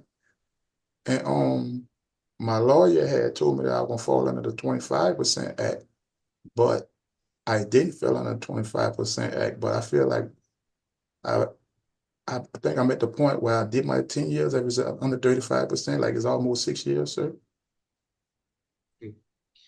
Okay, well, I don't much know or care about the 25, 35% or whatever. You agreed to serve 10 years without benefit, correct? Yes, but they said it was 35%. It was non-aggravated. Okay, but I guess they took into account your previous charges, maybe? Sir? Do you think they took into account your previous charges? By what you mean by that? Well, your previous violent charges. Right. So I didn't know if that possibly would change the percentage. Might not have, I'm just curious. And okay, we'll move on, but I just wanted to make sure that I was reading the record right, that you had taken a reduced charge and that you now are trying to get out with less, having served less time than what the reduced charge accounted for. I was just curious about that. One other thing, I noticed on one of your booking photos, and I might be wrong about this, but since you've been incarcerated, you've added some tattoos. I'm just curious what those are about. It looks like a teardrop on one side. Is that correct? no, that's a heart Okay. All Yes, sir. right. And you got a gun on one side, but that was already on there, right? Yes, sir. Yes, sir. Okay. What do the other tattoos mean? And I assume, well, first off, I'm not trying to get in your personal business if it's occurred before you got in jail or something, but if since you've been in jail, you got some tattoos, correct? Yes, sir. What do they signify? It's my daughter name, my son name, and a heart for like love people. Okay. And What's between your eyes? that's a jump man, a Jordan sign. Okay. All right. I couldn't hardly tell. Okay. All right. That's all I needed to ask. Yes, Thank sir. you.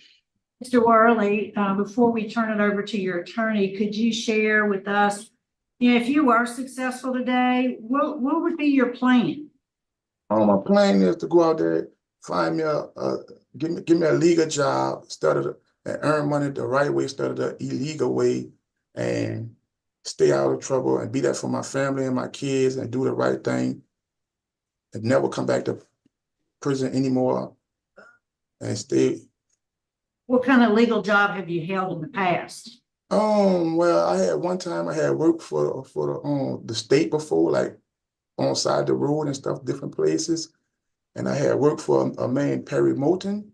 He got a loan care service. He be take all the schools in the parish and the water plants and things in the parish and be cutting grass. I had worked there with him too before, ma'am. Where you gonna live? Where you wanna live? Ma'am? Where would you live? Oh, I'm gonna live in Pinkerville with my aunt. All right. I'm gonna turn it over to your attorney, Ms. Van Horn, for her remarks, please. Yes, ma'am.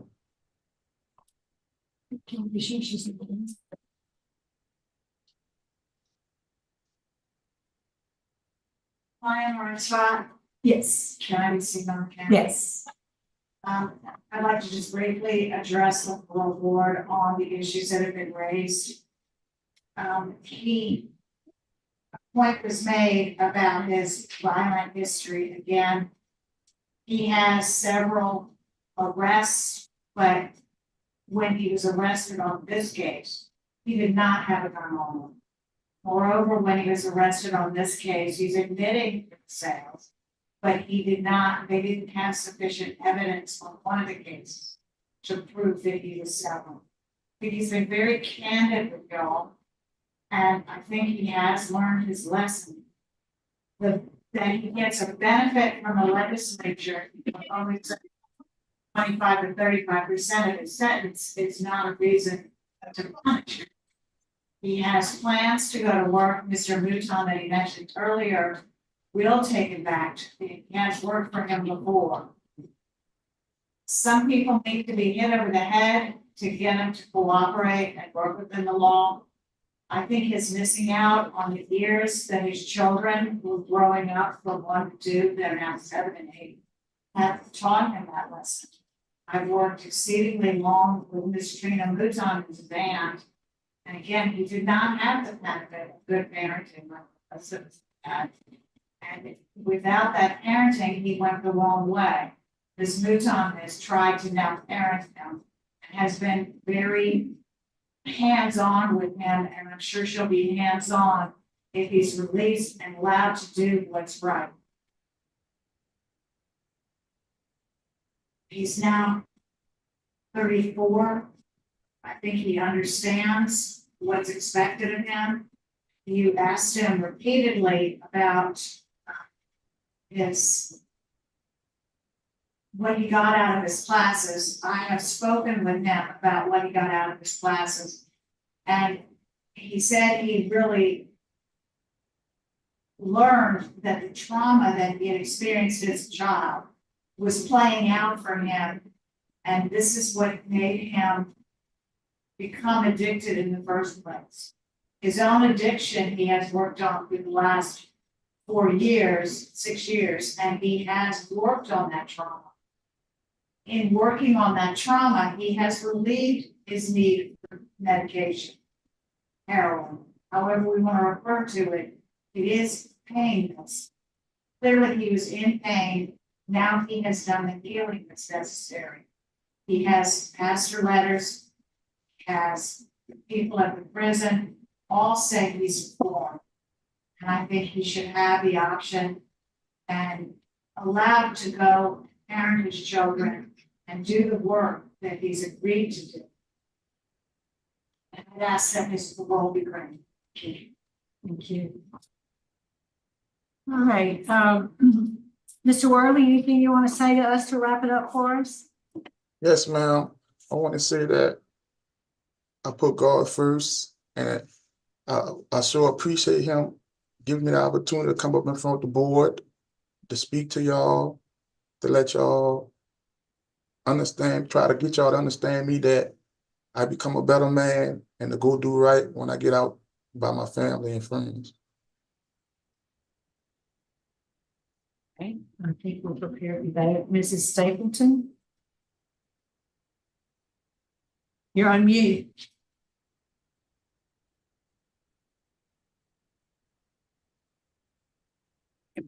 Okay.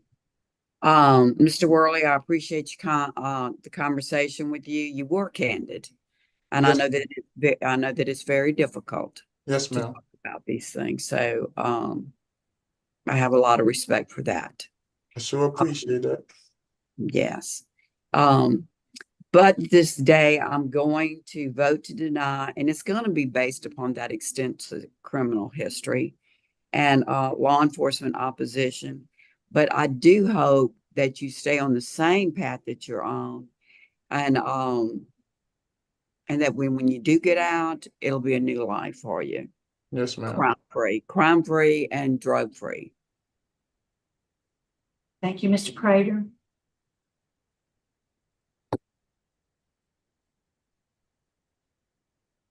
Mr. Prater?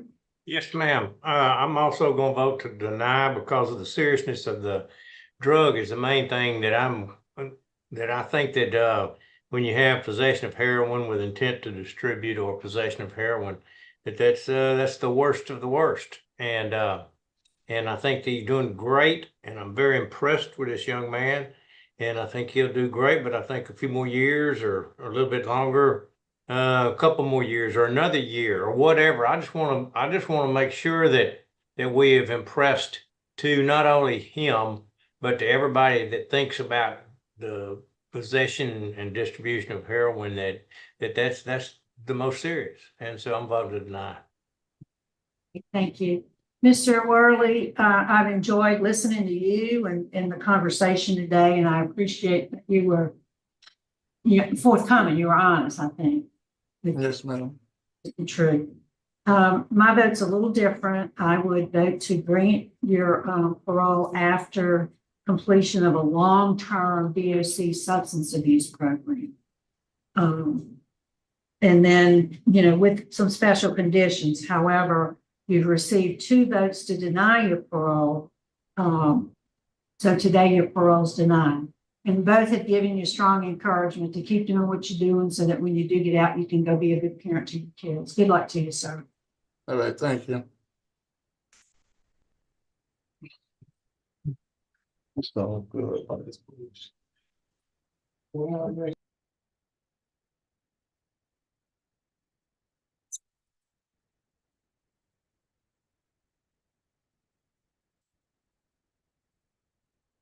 Yeah.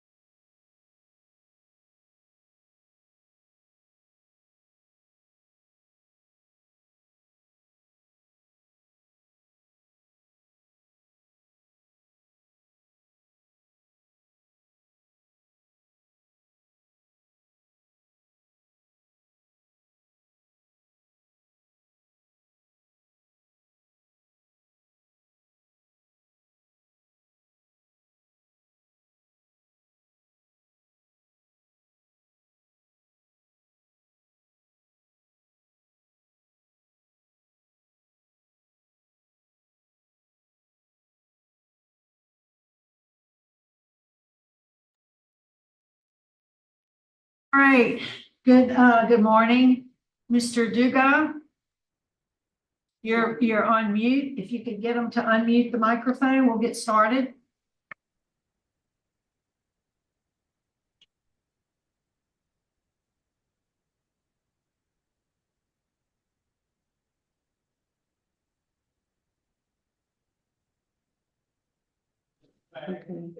There you go. Good. Would you introduce yourself? Tell us your name and your DOC number, please. Derek Dugas, 619742.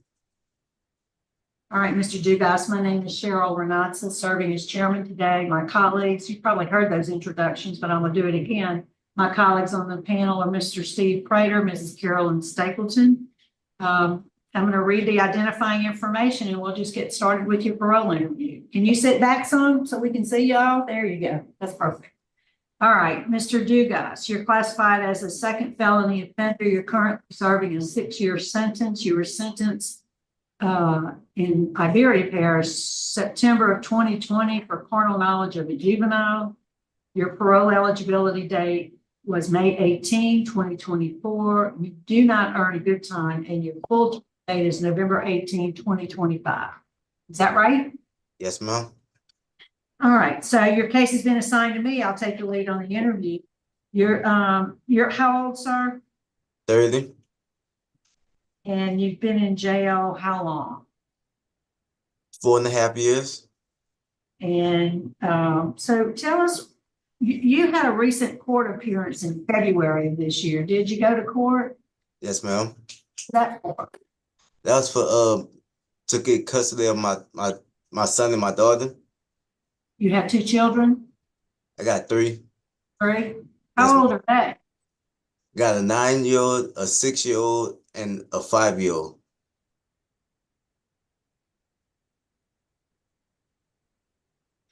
And who do they stay with?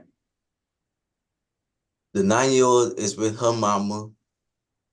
The 6-year-old and the 5-year-old, they in the foster care system.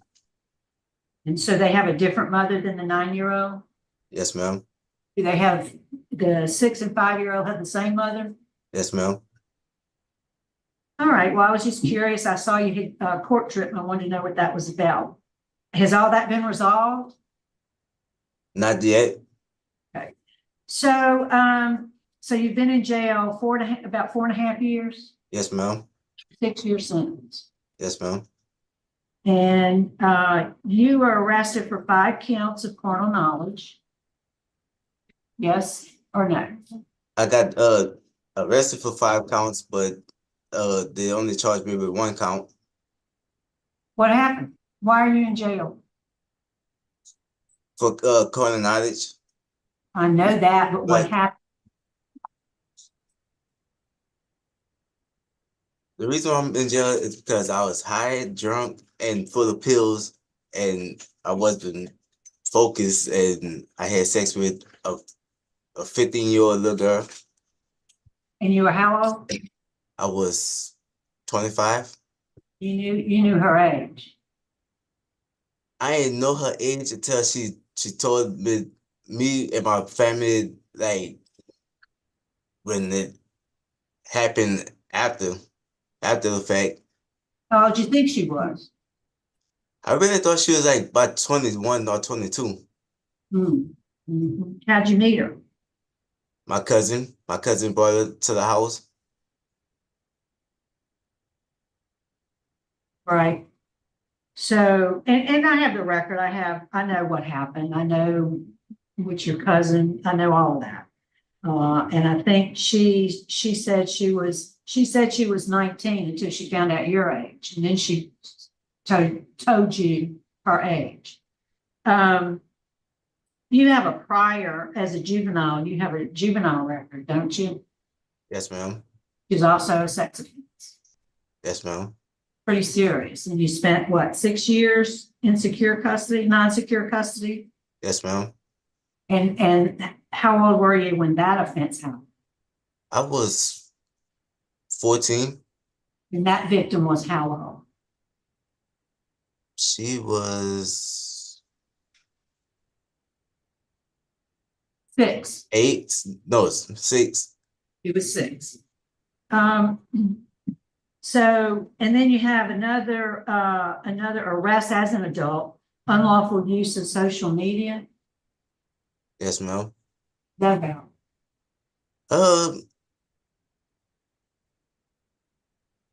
Dad said it was to finish the parole for the juvenile case, but they didn't really explain to me what it was about. It's on your record. So let me ask you this. You mentioned you have a 9-year-old daughter and you have 2 other children. And so, how would you feel if someone sexually abused your children?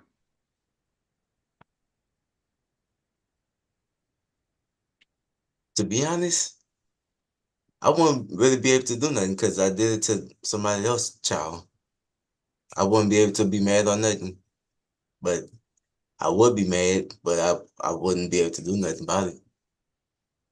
Well, I said, how would you feel about it? I didn't ask you what you would do. To be honest, I'll be frustrated. So, have you been at Tensar your whole period of incarceration, last 4.5 years? Let me see. No, ma'am. You were in Iberia, Paris. Did you go to you went through the sex offender program in Webster Parish? Yes, ma'am. You did all phases of it? Yes, ma'am. How many phases are there? There are 4 phases, and then I did the Steve Hart program too. Substance abuse program or the sex offender program at Steve Hall? I did the substance abuse, and I did the risk management for sex offender. Sex offender treatment. So you've done that.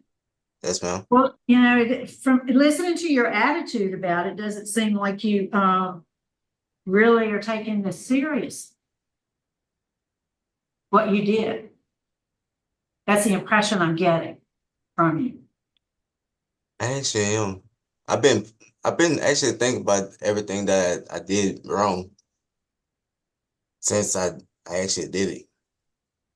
I've been in my bed, just laying there, I was just sitting there, just thinking about everything. I've been actually cursing myself out for doing the crime. So what did you learn in the Steve Hoyle program? You said you were full of alcohol and pills and whatever else. What did you learn in that program?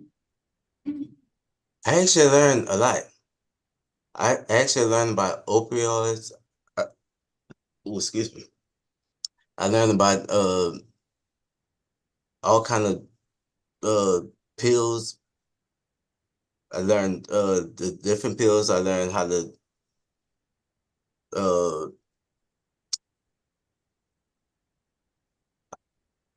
I don't know how to describe the name of it.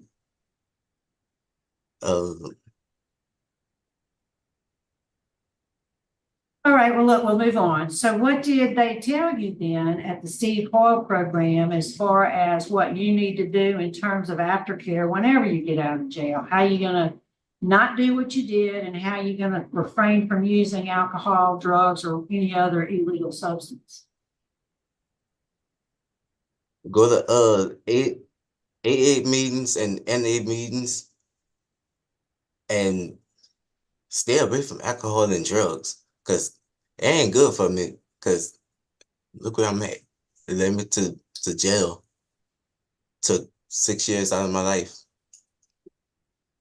All right. How's your conduct record? When's the last write-up you got? I don't have no write-ups. I'm glad to hear it. Do you have a job at the jail? No, ma'am. What do you do all day? In the dorm. Just sleep. Okay. I've been writing for a job too. Been writing to go to sometimes it's hard with the charge that you have for to work outside. You realize that. All right. Do you have your high school diploma? The 11th grade. I was actually working on my GED at Minden, until I came over here. Okay, well, I hope you continue to do that whenever you get out of jail. I don't have any other questions. Do my colleagues have any questions? Oh, yes, just a minute. Hang on a minute. Yes. Go ahead, Ms. Stapleton. Okay, sir. I've got a couple of questions. You were the aggravated sex abuse case when you were younger. Did you have a gun with that? With the 6-year-old? No, ma'am. No? Okay, I wanted to check into that because I had read that. And then now the 14-year-old. You said your cousins brought her over, is that correct? Yes, ma'am.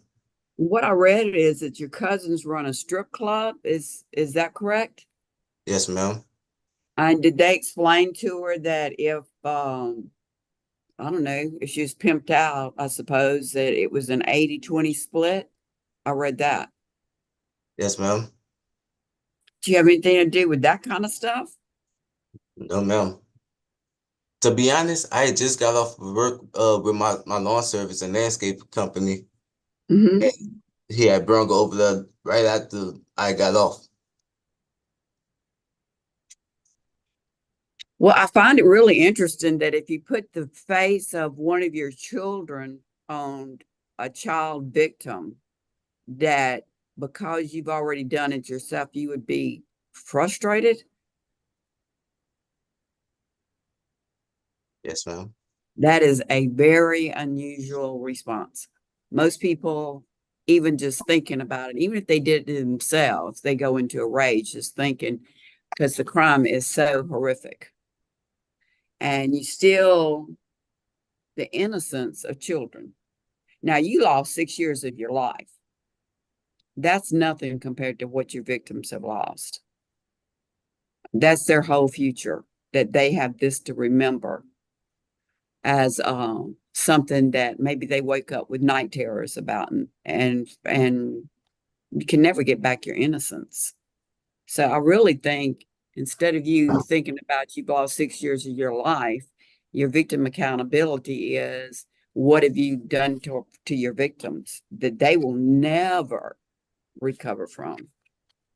I was going to read you here what the DA had to, because you got law enforcement opposition. And this is from the district attorney. And this is what he says. This person is a 2-time convicted sex offender, rape. Now this has with a weapon of a 6-year-old, carnal knowledge with a 14-year-old.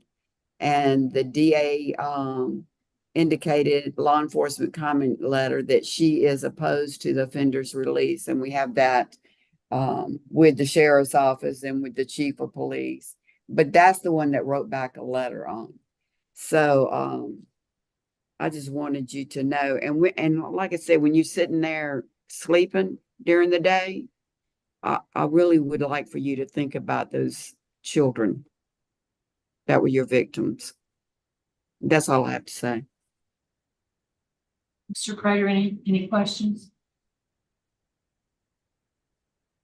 No, ma'am, I don't have anything. Thank you. All right.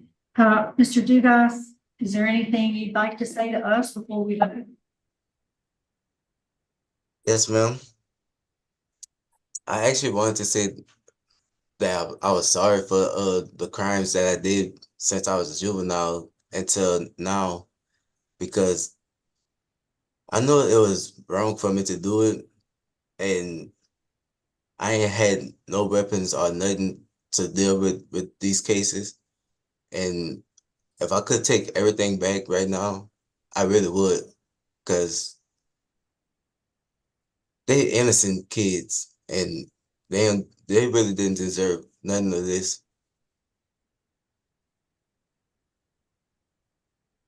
And I pray to God that they be healed right. They don't have no nightmares or nothing, because I was foolish and acting stupid at a young age. All right. Thank you, Mr. Dugas. I appreciate your remarks. There is a lengthy letter from the victim's mother in our record, and it's very compelling, very moving. I won't read it to you, but it was very meaningful. She explains that the impact you've had on her whole family. Mr. Dugas, based on the opposition that's been expressed today, based on the fact that I it's hard for me to believe I didn't get that you really have sincere remorse for what you've done. You have a moderate risk on our tool that we use for sex offenders regarding to reoffend. So based on those factors, my vote today is to deny your parole. Mr. Prater? Concur with that, deny. Mrs. Stapleton? I concur, deny. All right, Mr. Dugas, your parole's been denied today. Good luck to you, sir. We're going to adjourn today. It is 11:16. I want to thank the folks at Tensaw for accommodating us this evening. You're